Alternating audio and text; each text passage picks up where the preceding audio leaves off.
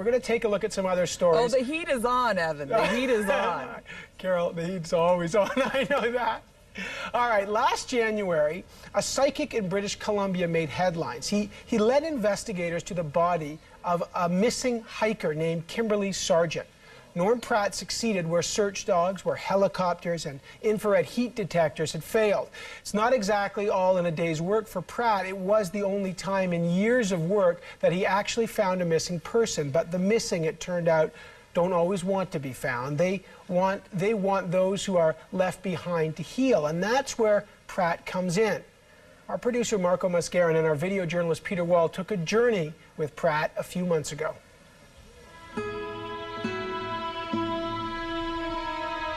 In my experience with spirits that I've spoken with or that speak to me, they don't like being referred to as deceased because they're not deceased. They haven't ceased to exist. They're absolutely alive. I had a sense for a long, long time that I did have psychic ability. I mean, obviously things were happening here and there, sort of hit and miss, and it was something I would try on now and again, thinking, you know, I wonder if I could develop that.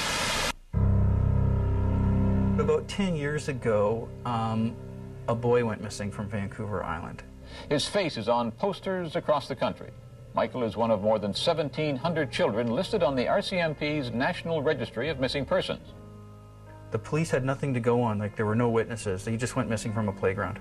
And I realized, well, this is one area where being psychic, it seems like it would really serve. I mean, if there's no way to generate information, there's no physical evidence, there's no witnesses, then maybe this is a situation where being psychic would really be of service. And so I started working on it basically 24/7 in all sorts of different ways, you know, practicing meditation and reading what I could and talking to people where I could, if I could find people that were, you know, doing it as a spiritual path as opposed to just a psychic thing.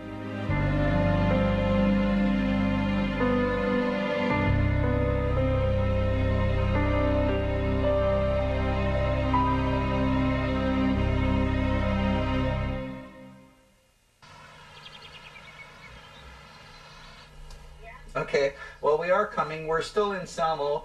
In terms of working with missing people and their families, sometimes the spirits come to me before I ever find out about the families. And as part of the process of helping recover them, it's actually doing healing work with their families, which ends up being as important or even more important than recovering them. Hi. So, we're getting organized to leave before too long. The case that we're working on now is the case of a girl who disappeared 3 years ago, and her name is Lisa Marie Young. And part of what I'm planning on doing this week, or the intention at least, is to drive out to Vancouver Island where she was last seen, determine a search area through following spiritual guidance. For me, I want to find her. I'm, you know, besides being intuitive, I'm also a very left-brained, very result-oriented guy living in the physical world, and I want results.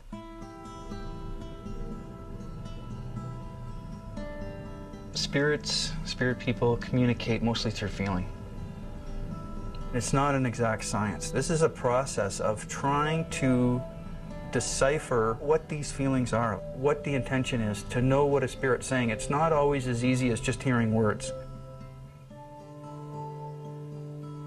It seems like spirit people can work with the birds sometimes and come in that way. So magical things can happen where a bird visits and sits on your hand or sits outside the window. It's not even so much the physical event in itself, it's what it does to the person. If it triggers an awareness, then something's been conveyed there.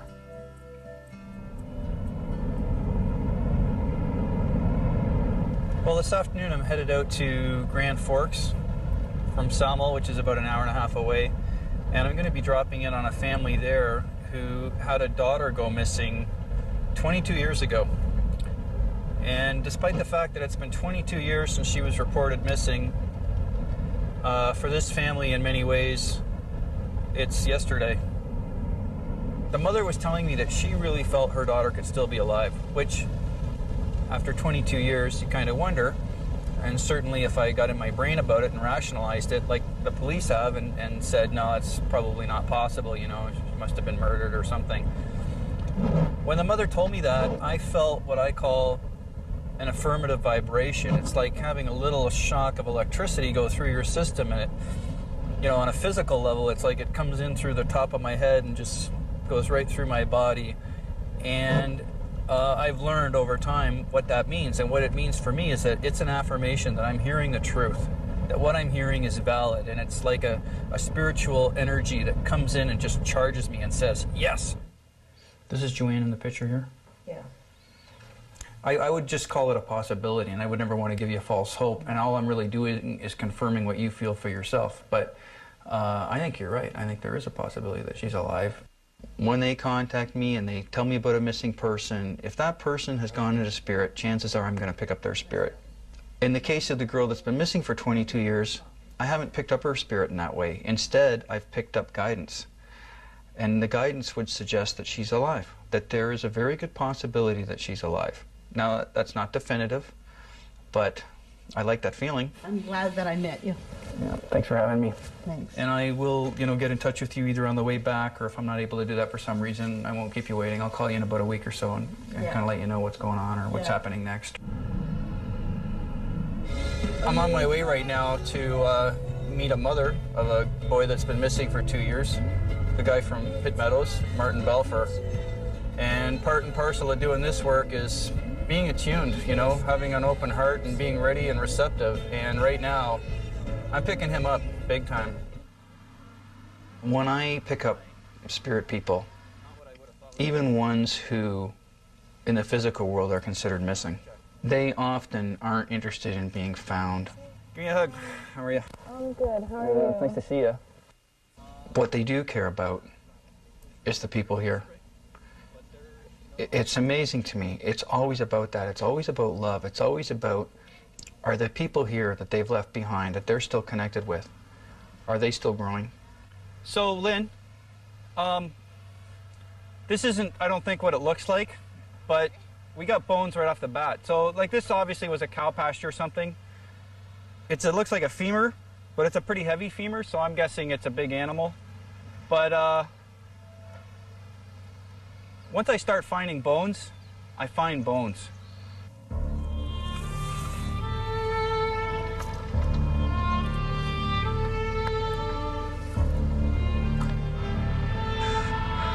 Well, I'll tell you, there's a huge difference in the femur over there and the femur over here.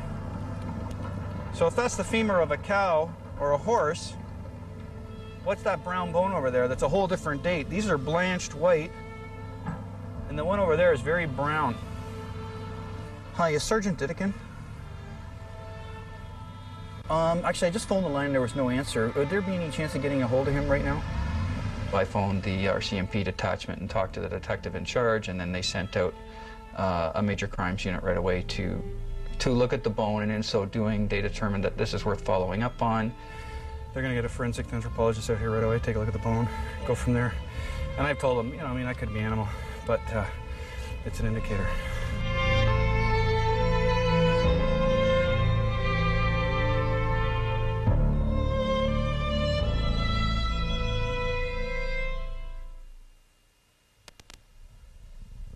To a large degree, I'm measured by the results I get.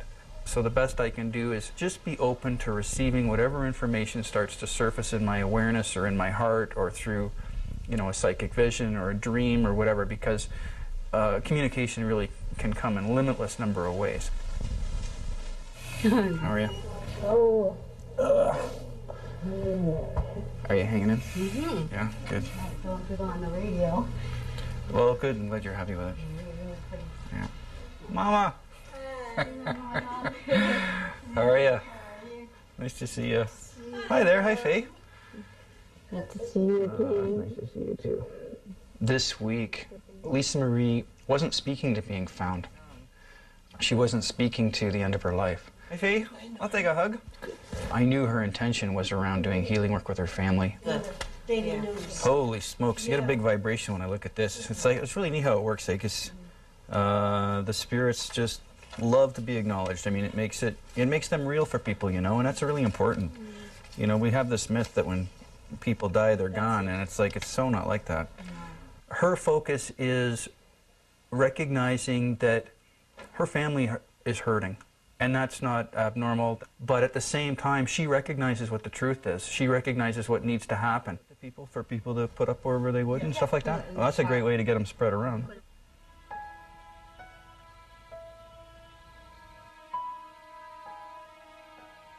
Lisa was really keen for this event to happen and was very specific about what she wanted to have happen and when and where and why. I want to thank you all for coming to share some time with the family this evening. And it's hard to think of the word celebration, but that's the word that's being used, that we're celebrating Lisa's life.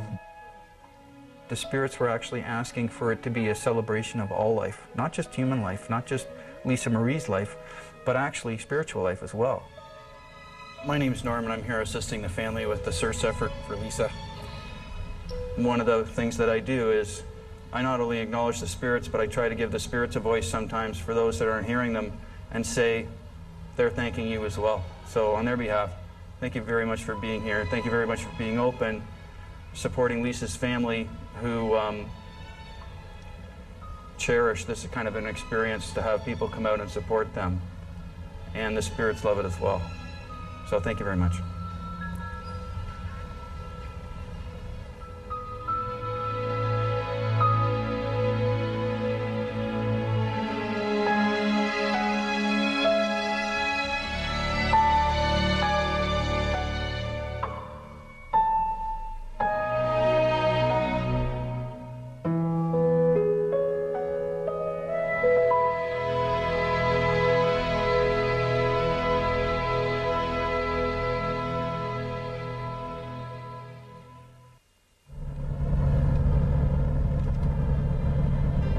To bring them some closure, especially after the vigil last night.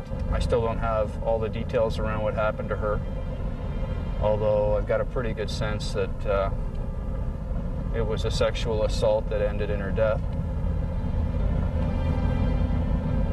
And yeah, she affirms that right now when we're talking about it. Everybody here is guided. There's no question that everybody here is guided.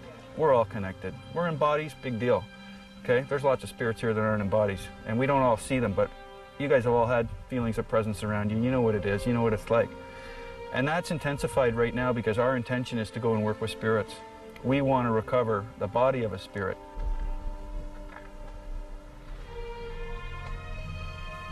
Lisa is very similar to other spirits I've worked with. It's not about being found.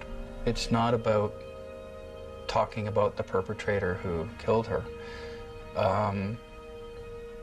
It's not just checking in on her family. In Lisa's case, it's been from the day one. It's been about me doing healing work with her family. And I do that as best I can by physically taking them out into the woods. While we're there, we're talking about the nature of spirituality, the nature of the work I do, how it's possible, how I'm interpreting it, what I feel about it. And if Lisa's sending messages that I feel that I can convey honestly and accurately, then I do that as well. You know, the intention for us isn't to be destructive or revengeful, or you know what I mean? Like, yeah, our purpose is to find peace for my sister. Absolutely, yeah. You're the kind of person that can reach out to families that go through this and help heal them.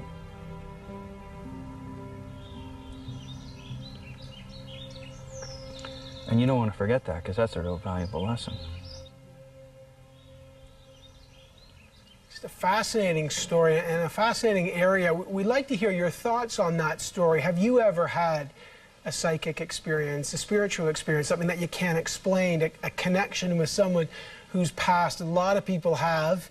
You saw in that story how powerfully that can affect people and that kind of connection. Let us know. We'd love to hear any of those stories. You can write to us at CBC News Sunday, Box 500, Station 8, Toronto, Ontario, M5W1E6. Of course, skeptics are absolutely welcome as well. There's two sides to this kind of thing. Our email address is sunday@cbc.ca. You can call our toll-free number 1-866-285-1818, and you can reach us online anytime. Our website address is cbc.ca/